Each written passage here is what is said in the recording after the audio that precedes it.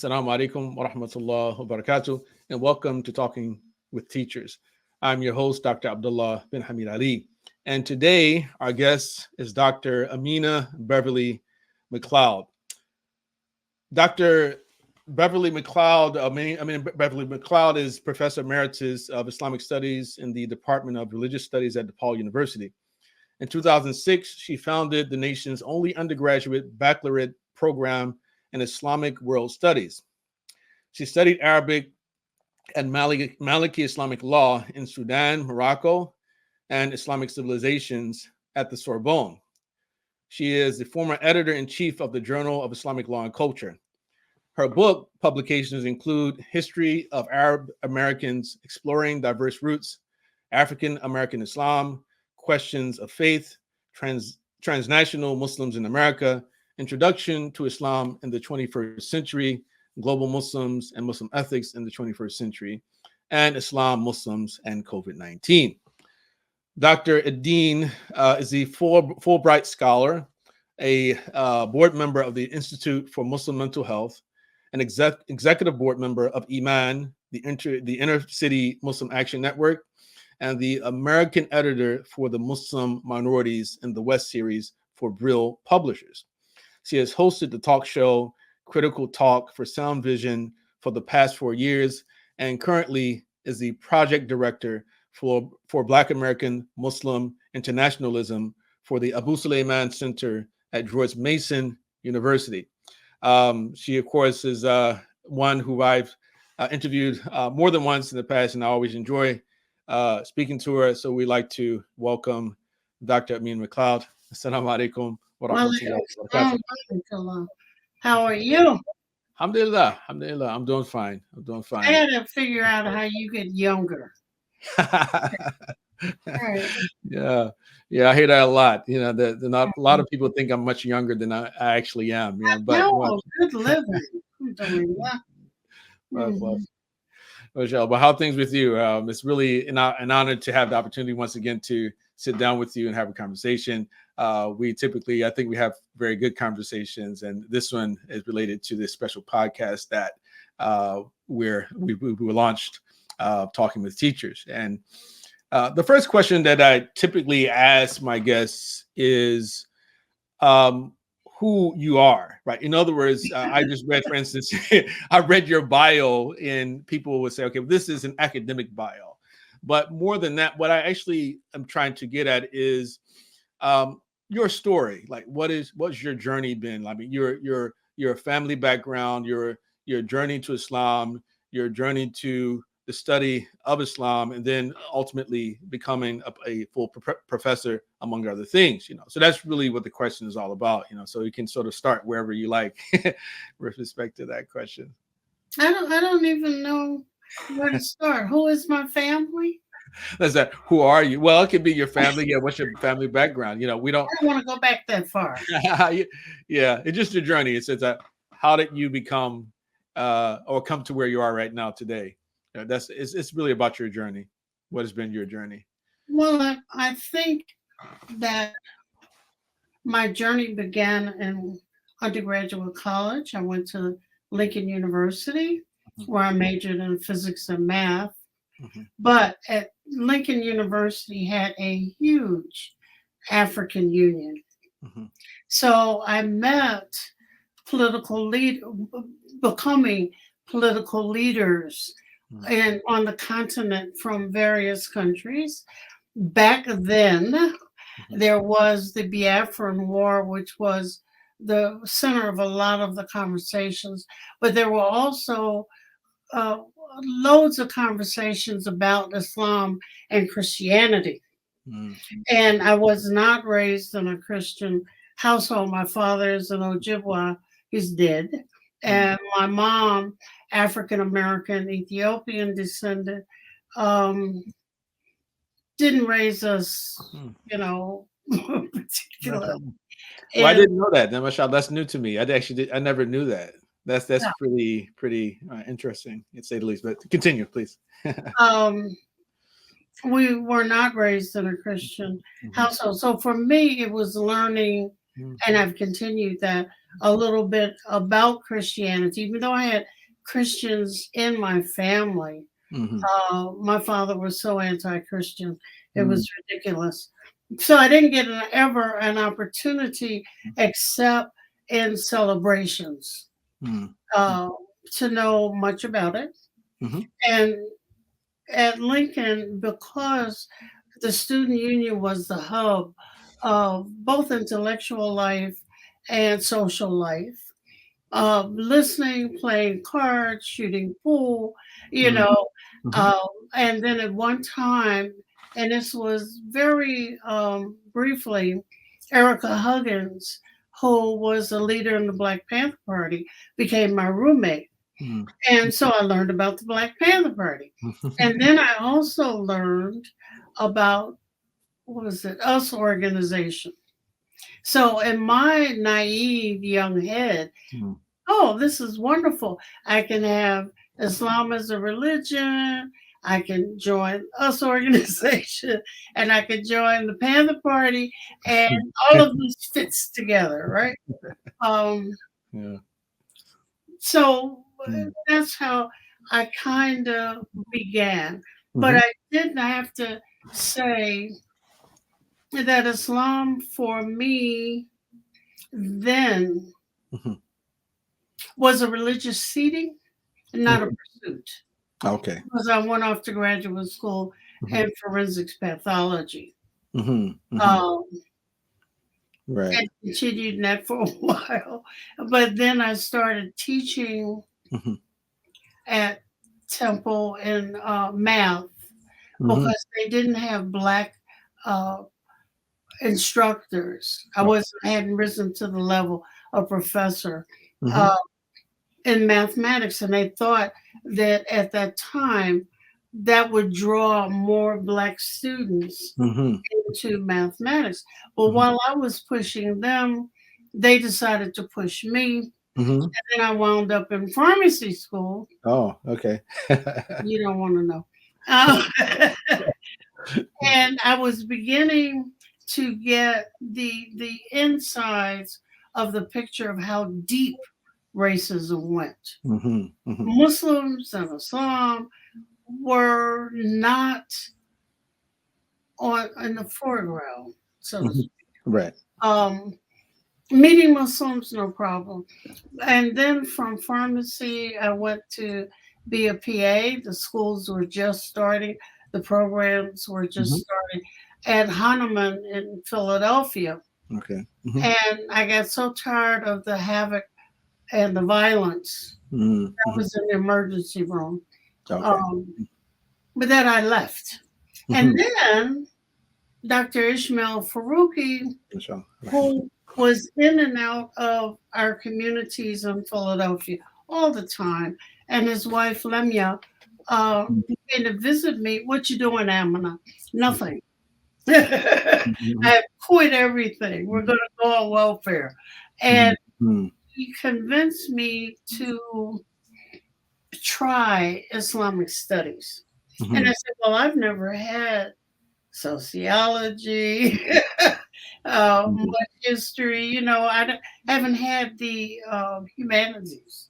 Right. So what they did was they had what they call a pro seminar course, and oh my God, that was painful. Right. But I was very, very successful.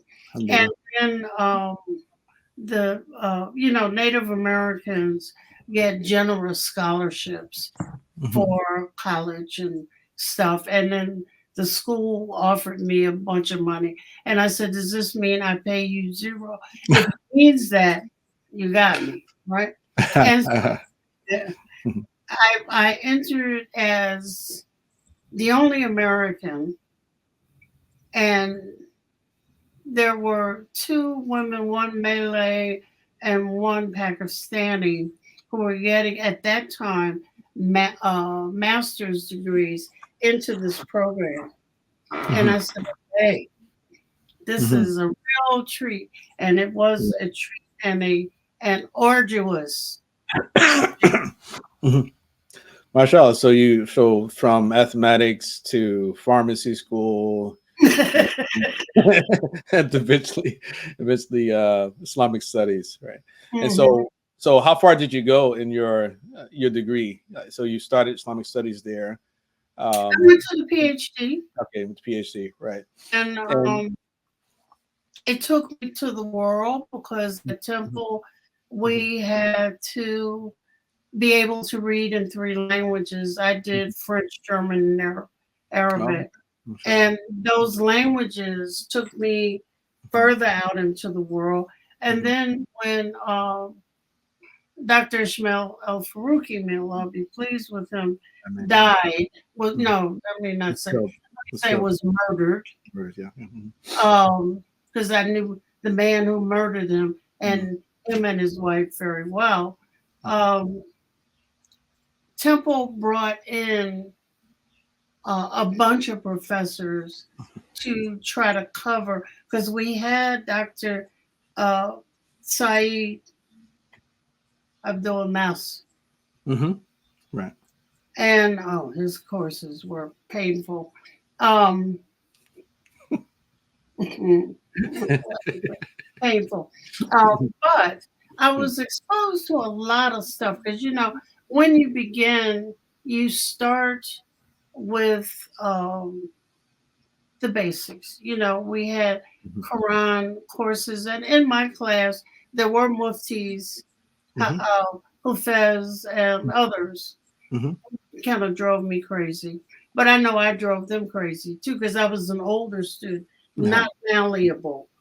And Right. So the languages you said you have three languages. You said one was it was French, German, and Arabic. Those are the three yes, languages that you said it. So yeah, mashallah. so Um, I did the German in Koblenz, Germany. mhm, And in this little village, I think I was the only black person they ever saw. But they were all hospitable, and people kept telling me, no, Amina, that's not scissors.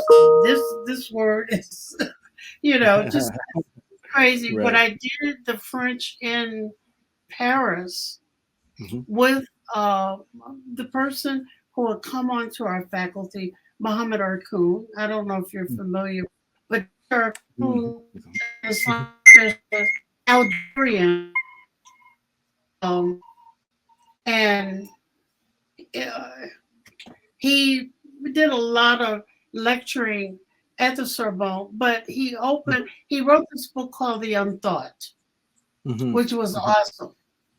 And Right. I took advantage of my his being my mentor, one of them, and went to the Sorbonne. And Mhm, then again, here I am, the only black person. But looking at the approaches mhm, to the study of Islam, mhm, you see what I'm saying? But then, because I was a single woman and additionally a mom, I mhm. couldn't go to Saudi Arabia then. Right. Mhm, mhm. So I wound up at the University of Omdurman, and I have to admit it's dusty and dry.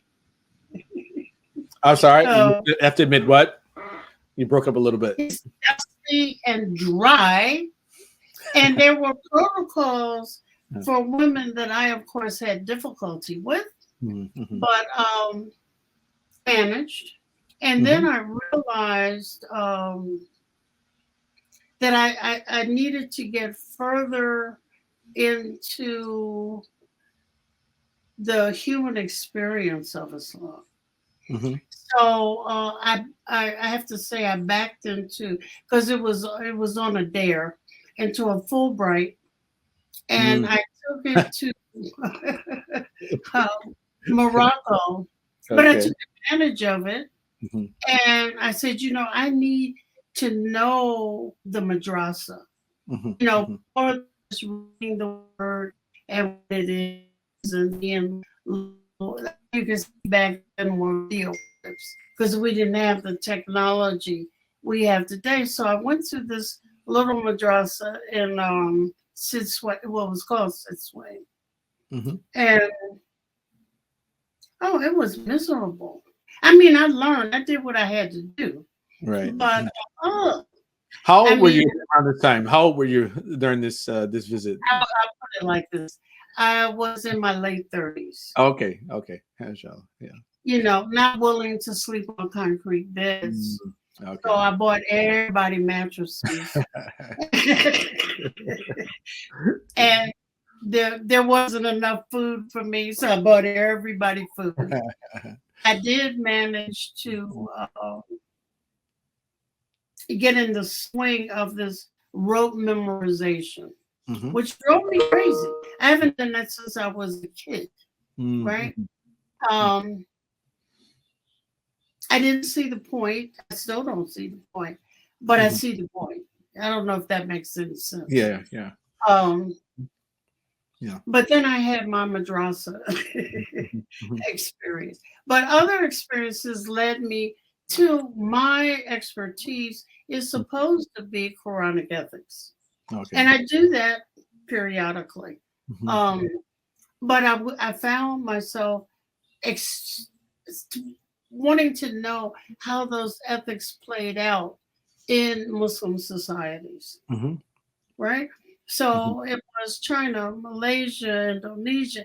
I'm going to look at how everyday, ordinary Muslims mhm. get it or Right. not, Mhm, and what the sources were. And I found out things like Chinese sources are very different. They understand the Arabic sources, mhm, but when they mix in the Confucianism and the Taoism, and it's mhm, not contrary, mhm. it gives it life Right. Mhm, for those in that community. mhm, So mhm, that's how I wound up mhm. founding Muslim World Studies. Yeah, mashallah, tabarakallah. But thank you for that.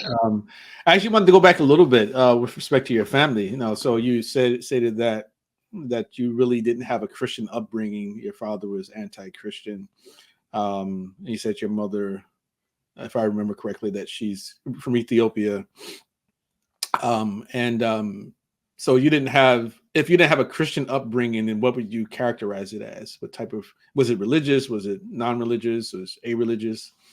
Um, I think because religion is in the world a relatively new term, yeah. um, Mhm, I don't want to use it. I'll say that there's a traditional seating, mhm.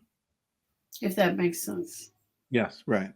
Yeah. hmm Mhm, So mhm, the spirit world is not in conflict with Islamic stuff, right. um, Mhm,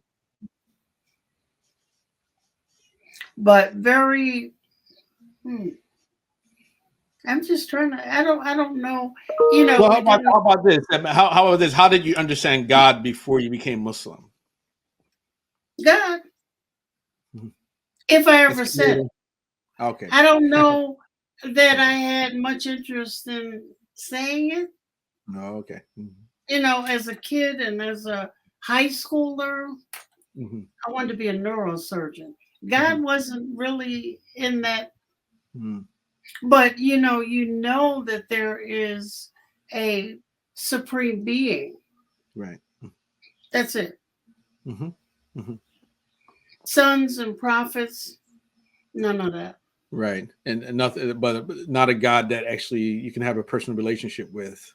Oh, Yeah. you have a personal relationship Yeah. with, because I still have my medicine Yeah. pouch. You Oh, okay. have a um, personal relationship with the spirit world.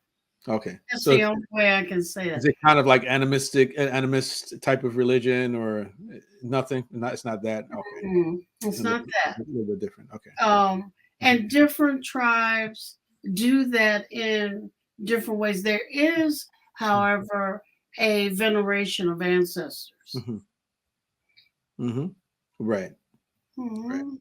Okay. So at what point do you say, okay, well, I want to become a Muslim? What convinced you to say that, okay, well, I need to adopt a different type of theology, perhaps a different practice to my life? That's a great question. I don't Mhm. think I ever voiced that even in my head. Mm, mm, Islam made sense to me. mhm, It didn't interfere with any of my mhm, political, because I was learning about mhm, in those years all mhm, of the political things that were happening around me. mhm, And I do know that I felt I couldn't make a reasonable choice without having a faith seating. mhm, And in addition to the Ojibwa way of thinking, you mhm. needed, I needed, Right. because anybody needs, but I needed um, a faith seating. And how I heard people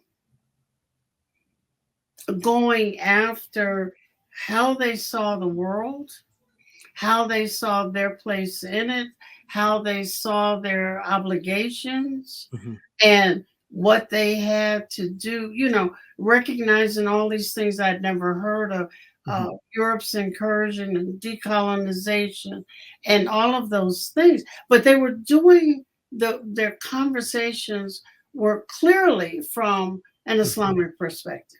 mhm. Okay. Right. So you use this term Ojibwa, I think you said. So Ojibwa. Ojibwa. You So know what? them as the Cherokee. Okay. All right. Right. Okay. Right. Hmm. So you have those roots as well, right? Um, and was there something that you felt? I would imagine you felt that you know what you had at the time lacked something that Islam gave you. No, No, right? Really? I felt that Mhm. Islam focused it, Oh, okay. All right. Okay. seeded it. Hmm. Hmm. Okay. Right. Okay. Right. Oh, Shala, great, great. um, so you eventually become professor, and then you write books, right? You become the executive editor to an important journal. Um, and one of your books is was the Introduction to Islam in the 21st Century. Hmm. And then also global Muslims and Muslim ethics in the 21st century. So introduction to Islam in 21st century. Could you sort of like maybe summarize that a little bit? What exactly was that? How would Well, you characterize I the book? brought on Mhm, some of my colleagues mhm, because we were trying to envision mhm, good stuff mhm, and problematic stuff that was on the horizon. mhm, I was Babacar Bang. I don't know mhm, if you know him, mhm, but Dr. Bang Senegalese mhm, um, is kind of an adopted son of mine, and I wanted folk to look at least at a part of Africa, because many of us, it's Africa, and I'm saying, well, that's not a country. mhm, It is a continent, mhm, and people forget that it is a continent. mhm, But also issues with teaching Islam in the classroom, mhm, um, issues with the politics surrounding Islam in the Middle East. All mhm. of those things are in the book. Okay. Mhm, Hmm. mhm. Okay. Mashallah. Great. Great. So, and of course, people can get copies of the book. They can go to Amazon, or maybe you have a website. Yeah, we can talk about that a little bit later as well. We come back to that. um, right. So, alhamdulillah, I imagine that there have been certain people who have really inspired you, and people who you feel sometimes perhaps don't receive a sufficient amount of recognition, or just rather just perhaps people may not fully understand who these people are, right? Are there any particular personalities who you've studied and you believe should be showcased more to the public, that other people need to know more about those people? Well, that is a very long list. And people inspire and influence in lots of different ways. Mhm, Like I would name Dr. Abdullah bin Hamid Ali. No, it's there. People inspire you in different ways, and that becomes important. I mean, Angela Davis. I don't have that level of courage. I wish I did. Um, Aminah Wadu. Don't always agree, but I look at how she thinks about and formulates stuff, and she's made me go back and rethink some stuff.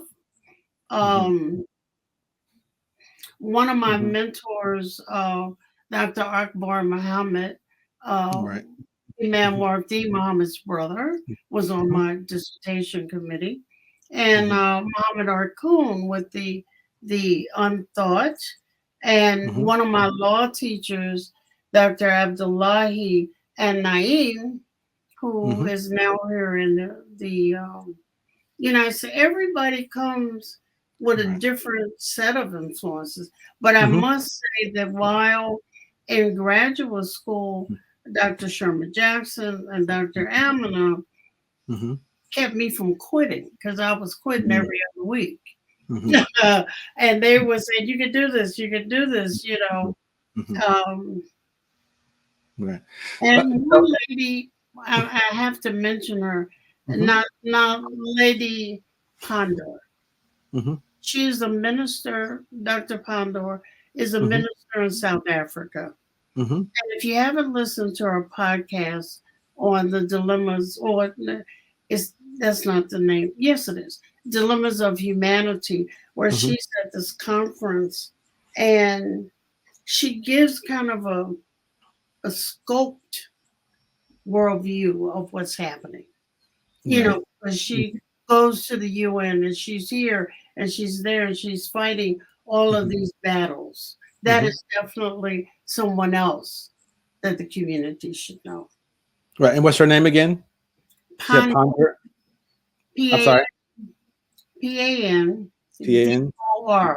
D-O-R. Pondor. Okay, and you can go on YouTube under Dilemmas of Humanity and you'll see her come up. Lots of thinking. Because one of the things I don't think that happens in the Muslim world, there seems to be a cutoff of thinking. Stuff is totally stagnated. People don't do what the Quran pushes us to do, which is don't jump and take one side or the other. Try to find the illah. Try to find what is causing all of the stuff you see in front of you, and don't be afraid to pick it apart. Right. It's really interesting, like list of people you offered here, in that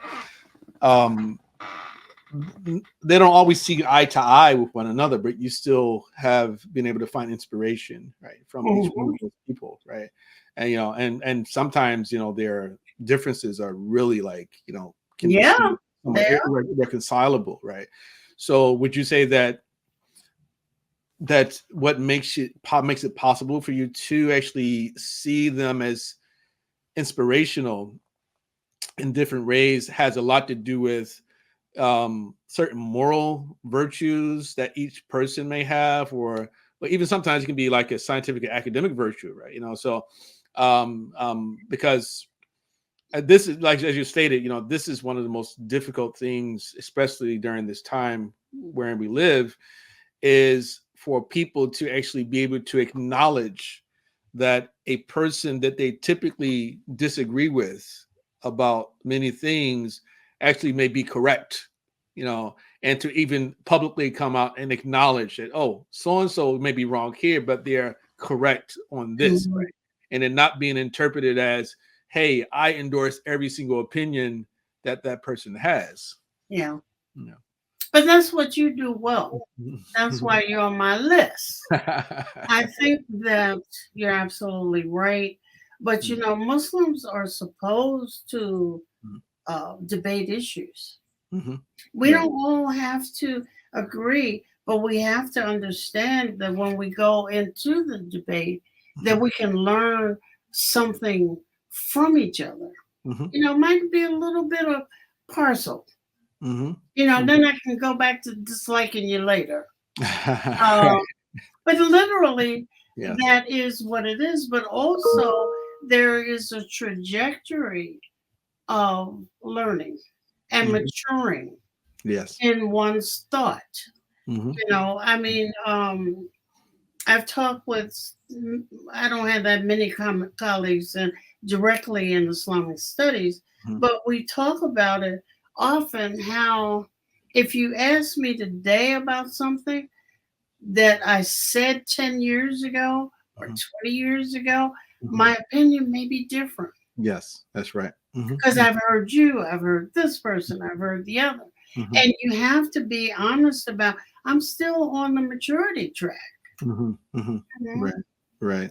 Yeah. Yeah. That's extremely important. I mean, it's just very hard, especially with what I would consider to be the younger generations from my vantage point. Of course, I'm a younger generation compared to you naturally, but those even younger than I am, especially Mhm, those who are what we call today influencers, like social media mhm, influencers, mhm, that people, are very passionate about their viewpoints, their opinions, and quite often I see so many of them unable to see that they are simply promoting their opinions, right? That they actually equate their opinions with like divine sort of sanction or the revelation itself. It's an interpretation. You're interpreting things, but you think God revealed it to you, or that you understood things the way that that everyone is supposed to understand them, right? Even though there may be some ambiguities that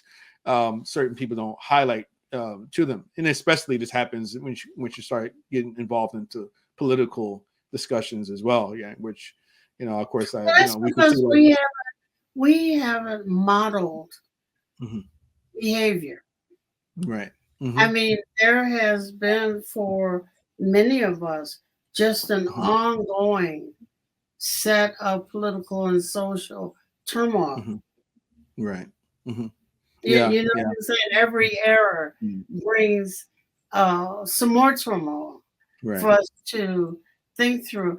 Of all of my laments about Islamic studies for those of us born and raised Hmm. here is the lack of attention to women Hmm. and the fact that when you guys think of scholars, you never think of us.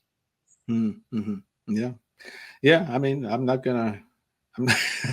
I'm not gonna try to argue against you, right? Yeah, yeah, Mm. that happens, right? Yeah, it is quite often that it But does it's a happen. voice Yeah. out there, and thus what has Mhm, happened mhm, is there are more men in Islamic studies coming mhm, along than mhm, there are women. I mean, I never had a female student doing Islamic studies. And mhm, people will ask, well, why Islam? What can I do with that? There is a world of stuff you can do mhm, with Islamic studies. I mhm, mean, you can pair it with everything from accounting to zoology, you mhm, know, environmental studies, this, that, and the other. And mhm,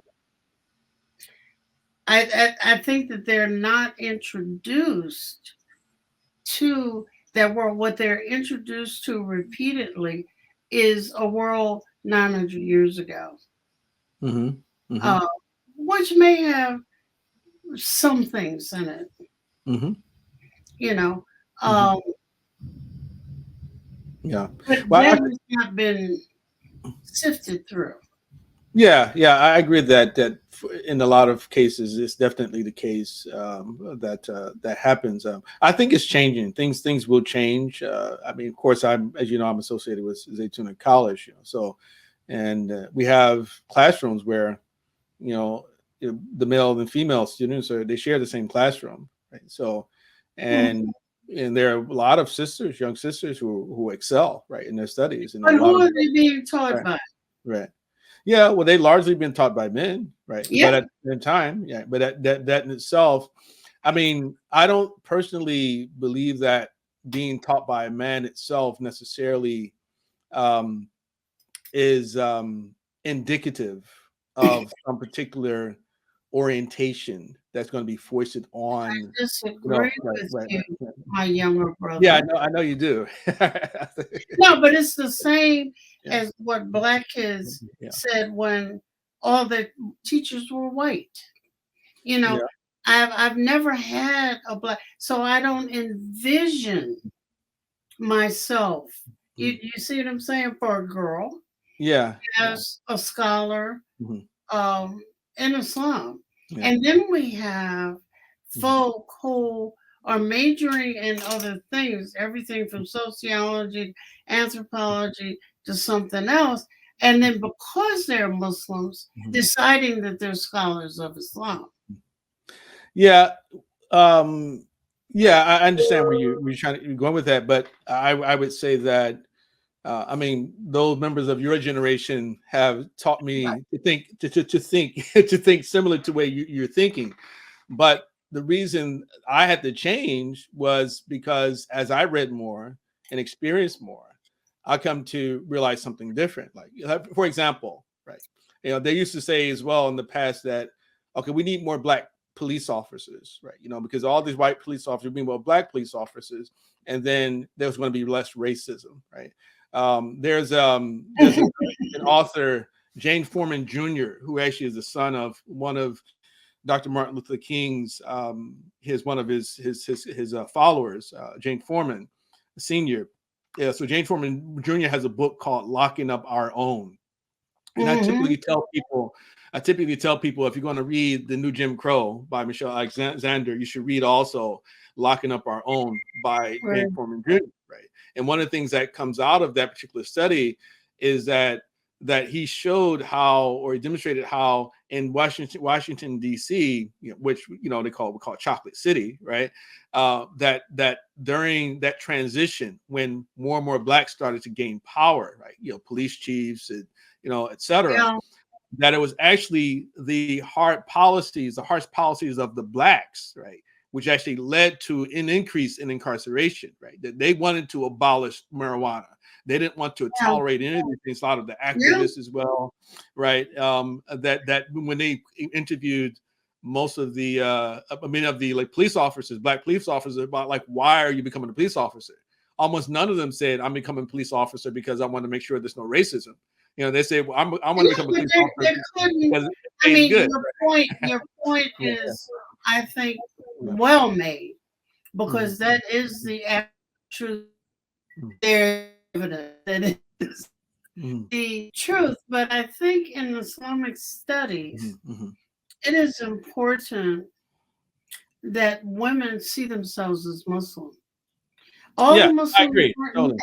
Mhm, mhm, how that has gotten to, mhm, I can't say that I know the best way, but mhm, I know that some of the teachers, if possible, mhm, need to be women.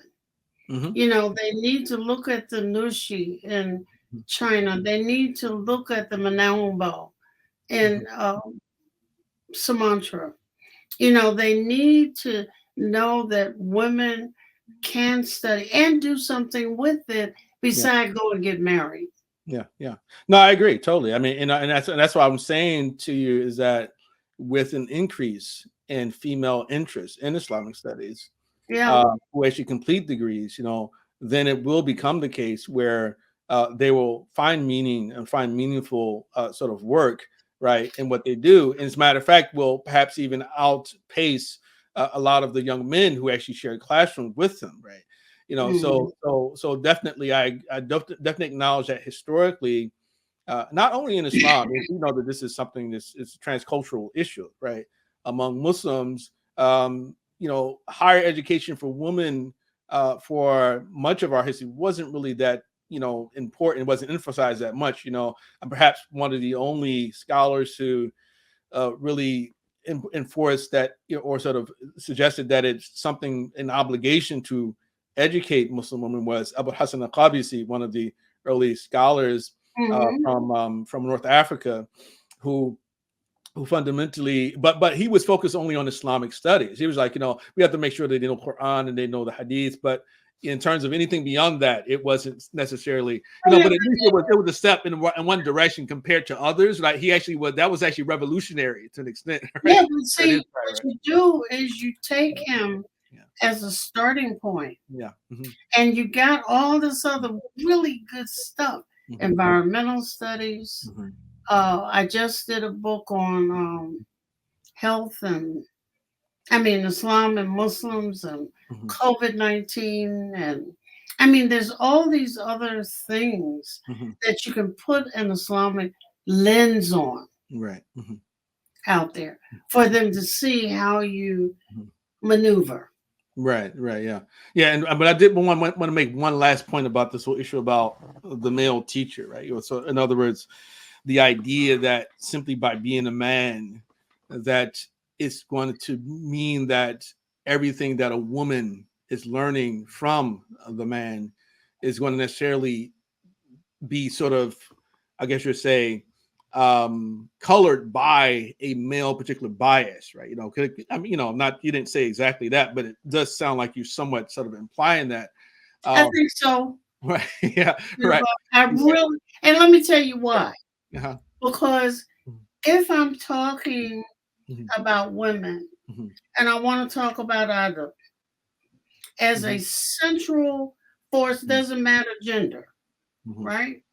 And I can talk to the women. I don't know if this should be on tape.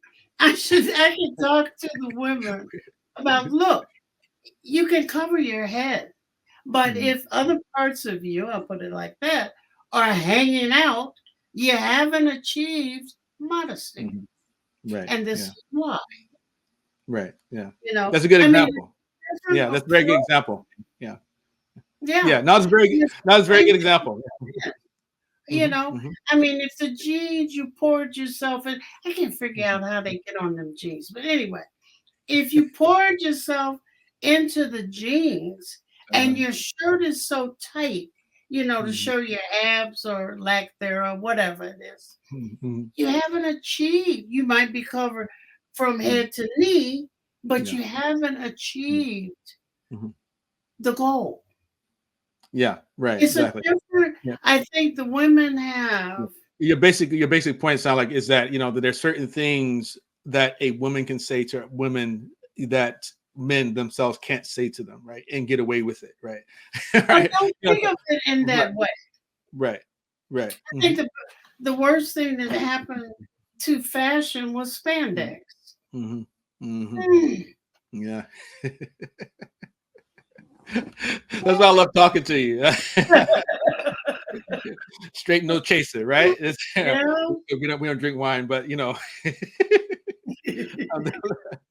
I had to get you laughing. You're too serious. Okay. No. I try not to be too serious. I try to be, a bit joyful. No, but I look at Yeah. what you put up. What is it on WhatsApp? I'm not sure if that's what's that? Yeah, what's that? Website or not. And some of the things you have us listening to really should spark conversation. Right. Yeah. What is he talking about? Why did he put this up? What is in this that we should debate, have conversations about, or whatever? They're very important things. Yeah, no, I totally agree. So I post it, and if someone's saying anything, that's like, okay, well, but yeah, that is a good point. Perhaps in the future, I could sort of provide some commentary. Generally, what I try not to prime an individual, the listener. Right? I try to say, okay, well, this is something to consider, right? And alhamdulillah, I really appreciate you. Like, of course, the listeners are not going to know what we're talking about. We're on the same WhatsApp exchanges, but often you respond, right? You say, "Hey, well, that's pretty interesting," or we got to think about this, think about that, but no one else seems. But that's because we haven't taught them how to respond. They will listen if you put on a right wing somebody or the other. They're Mhm. you Yes. know, that's horrible. Sit down, right. Instead of saying, well, what is in what Mhm. he's saying? Right. Right. We haven't taught that. Mhm, mhm, mhm. Right. I agree. I agree. Now, I really do appreciate, your ability to hear truth and reasonable sort of statements, from people regardless of their orientation, the ideological orientation, and you can sort of find value in many different perspectives. You're able to pull it out, right? So, Mhm. and again, that in itself is a very challenging thing for many people today, and and it takes a certain amount of courage too to actually come out and say, hey, well, I actually admire this person who you don't like, right? And I admire this other person, and it's like, okay, well, without explaining like what you admire, people will assume like, oh, you must admire everything. It's like, no, I don't admire everything. It's just that, yeah, I found there's some value. You should put that in your upcoming series. Yes, You yes. know, it's Hmm. about teachers. Hmm. What haven't we taught? Hmm. Yes. Hmm. Hmm. Right. No. I'm definitely going to take that to heart. Definitely include that. Thanks for that suggestion. A very important suggestion. And so, yeah, alhamdulillah, it's been great, and it's always nice to talk to you. Do you have anything else to add before we conclude? I spell my name wrong. It's Oh, okay. Yeah, we I, understand. It comes with age, right? you better watch out. Um, I was I looking for think that that reaction. this is in itself a wonderful teaching and learning experience. I can't tell you how much I appreciate the opportunity. Um, I don't know what made you think of me because most times that's it's interesting. Women lecture all over the world, but they don't lecture at home Mhm, mhm, mhm, to the public. And I think the title you have chosen mhm. is exhilarating. Alhamdulillah. It really is. So that's all I have to say. No, thank you, thank you. Yeah, and I would say that I chose you because I feel that you're a good person, and you, and I think like I remember reading a statement about Ibn Hazm al-Zahiri, the literalist scholar, and it was Imam Shatibi was talking about how abrasive he was towards the scholars. And he said that the main reason that they believed he was so abrasive had to do with the fact that he spent most of his time studying on his own. He did not interact that much with teachers, right? And I Mhm. do think that I personally believe that Allah subhanahu wa ta'ala, He intended for us to learn from human exemplars, not to just simply open up books and then just, take in the facts and then regurgitate them, right? You Because should put that at the beginning of your series. inshallah, right? And Mhm. so it's about that, because like I was saying before, you could look at it, I mean, with dude and say, hey, she's inspirational, right? And Mhm. again, even to say that, certain people hear me even repeat what you said, and people say, oh my God, that's like blasphemy. How can you even say that? It's even positive, but it's like, okay, well, she is courageous, right? She definitely raised awareness about something, right? Mhm. Which was a problem to some extent. Of course, I don't completely agree with her on her conclusions, but at the same time, I think that your interaction with her as a person is what makes it possible for you to say, you know what, this is a person with a history. This is a woman with a history. She had a journey, and once you understand that journey better, it's easier for you to see her humanity. But one Yeah. of the other things is we exist. Mhm. I don't know what room you're in your house, but we exist in closets. Mhm. Yes. Mhm. And if we don't have regular Mhm. conversations Mhm. with our peers and with others, Right. we don't know where our thoughts are going. Mm-hmm. I'm a firm believer Mm-hmm. that I have to say hold the blade. she don't be messing with me, and I throw things at her with division. Mm-hmm. But we exist in closets, and if Mm-hmm. we don't have Mm-hmm. conversations Mm-hmm. on a regular basis, Mm-hmm. then Abdullah, you can say, "Well, Amina, I hear what you're saying, but ooh, Mm-hmm. Yeah. try this." Right. You Right. know what I'm saying? Mm-hmm. But if the only voice I hear is mine, Mm-hmm. Yes. Mm-hmm. Yeah. Totally get it. I totally agree. Is there anywhere someone can go to follow your work? hmm, Of course, you mentioned that you don't have a website, but maybe just refer people to where they can find your I books. mean, the Black American Muslim Internationalism, there is a website. It's BAMIproject.org. Okay. Um, Mm-hmm. Quite a few people over the years have asked me, where's my website? And I said, oh, that means work. So um, I don't. The books are there. I love the royalties, but Mm-hmm. I don't have a website. Inshallah, in time. Uh, but BAMI has one. Trying to, with that particular project, I'm trying to plant seeds. Alhamdulillah. If you look, we just did. I tried to bring all the communities of Philadelphia Mhm. together in one event. And I might have to take an opioid the next time I do something like that. But anyway, the men Really fought good. me, but they came. So Alhamdulillah. we had the Ahmadiyas, Mhm. members of the Moorish Science Temple, Mhm. Dar, and the Wharf community and the nation in the same room. And my husband was looking at me and said, "Are you gonna pass out?" I said, um, but I framed it as an exhibit Mhm. Mhm. because I did not want to get into ideological differences Mhm. or theological understanding differences.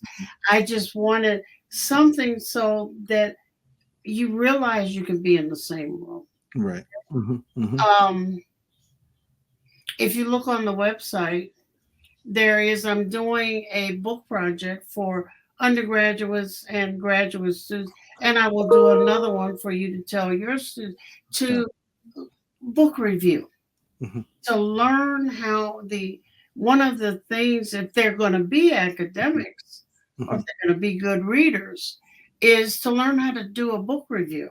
Yes. Mhm. We have lots of books floating by us and on us. We Mhm. never review them. Everybody else reviews them except us. Right. So Mhm. I would encourage Dr. Ali to think about giving me space so I can run my book reviews Inshallah. because some of the stuff is outrageous. Mhm. Mhm. Others of it is good. uh, um, but it's not something one could take to a class and teach. Mhm. Mhm. Okay. Mashallah. Thank you. Appreciate that. Well, Dr. Amina, it really was a pleasure. May Allah subhanahu wa ta'ala continue to bless you. Thank you. Hopefully, this won't be the last time we have a conversation. But inshallah, I really do appreciate you accepting the invitation to take part in this project. I appreciate you. Okay. Assalamu alaikum. Walaikum salam. Thanks for watching. Be sure to like, subscribe, share, and support. Check the links in the description below to keep up with our work. Thank you.